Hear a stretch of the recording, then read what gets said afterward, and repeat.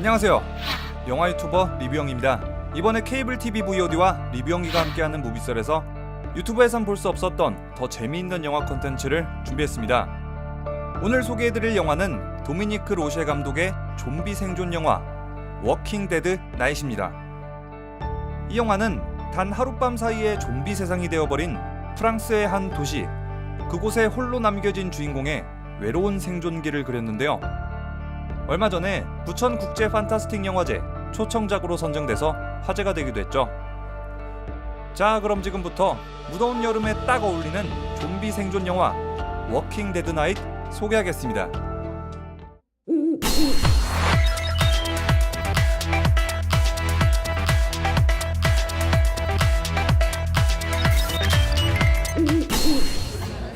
파티가 한창이던 파리의 밤. 이 남자는 술 한 잔 걸치고 구석진 방에서 잠깐 잠들고 맙니다. 다음날 정신 차리고 깨어난 남자. 집으로 가려고 나와보는데 뭔가가 이상합니다. 완전 난장판이 되어버린 파티장. 더 이상한 건 온통 피범벅이란 겁니다.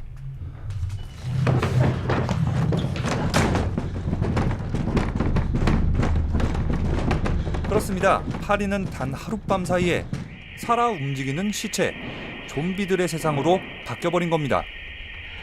좀비 바이러스가 어디서 어떻게 시작됐는지는 아무도 모릅니다. 하지만 샘은 그저 생존이라는 단 한 가지 목표만을 생각할 뿐이죠. 샘은 아파트 이곳저곳에 남아있는 좀비들을 소탕하면서 생존에 필요한 음식과 물, 그리고 무기를 찾아 건물 구석구석을 돌아다닙니다. 그리고 얼마 후 샘은 건물 안 좀비들도 소탕했고 음식과 물도 충분한 세상의 모든 위협으로부터 가장 안전한 요새로 만들었습니다. 샘이 건물에서 나가지만 않는다면 신변의 위협은 없을 겁니다. 그렇게 외롭지만 성공적인 생존을 이어나가는 샘. 하지만 모든 것이 완벽하고 안전하다고 안심한 바로 그때가 가장 위험한 순간이죠. 어디서인지 모르게 자꾸만 쳐들어오는 좀비들. 그리고 샘이 만들어 놓은 요새를 뚫고 들어온 한 생존자. 과연 이 여자의 정체는 누구일까요? 좀비들은 어디서 자꾸 침입하는 걸까요? 프랑스를 완전히 멸망시킨 이 좀비 사태에서 샘은 과연 생존할 수 있을까요? 영화 워킹 데드 나잇입니다.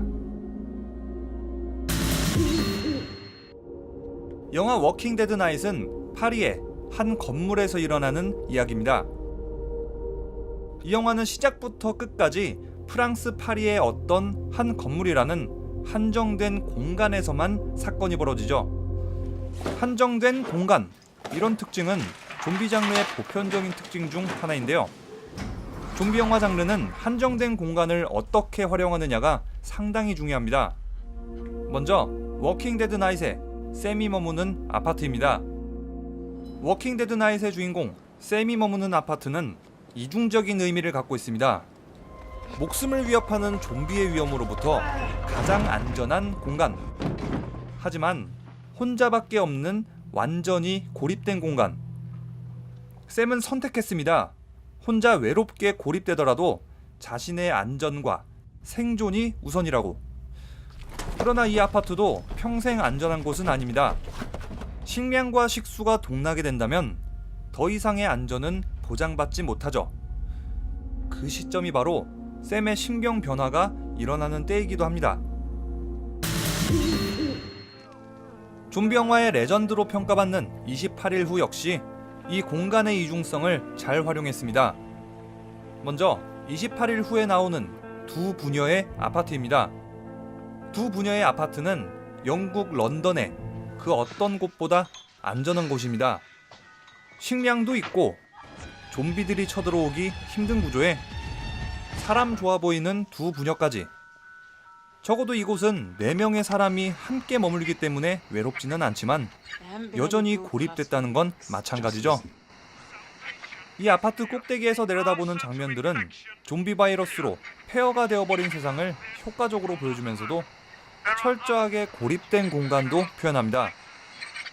워킹 데드 나잇 역시 고립된 공간, 폐허가 되어버린 프랑스 파리라는 공간을 보여주는 연출이 자주 나오죠.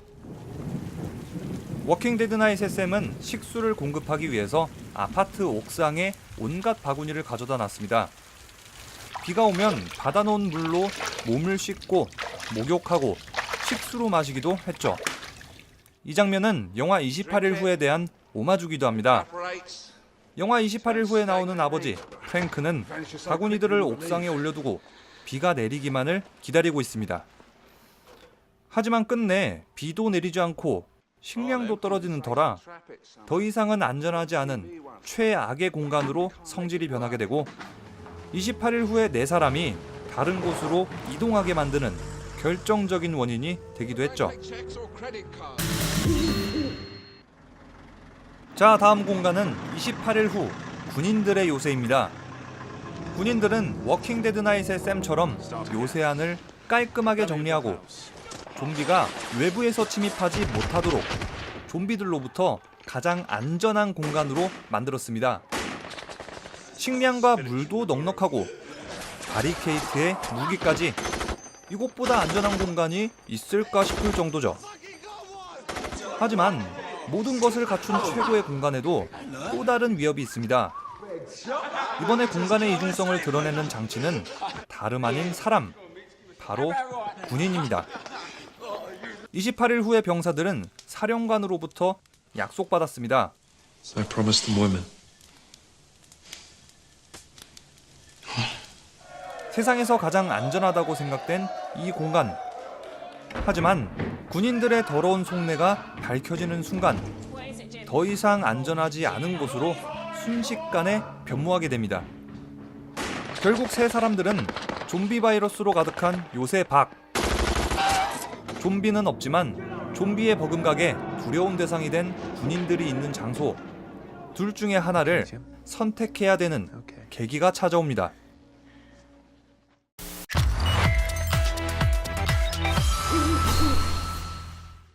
자, 이렇게 해서 케이블 TV VOD와 리뷰영희가 함께하는 무비썰 좀비 생존 영화 워킹 데드 나잇 그리고 28일 후였습니다.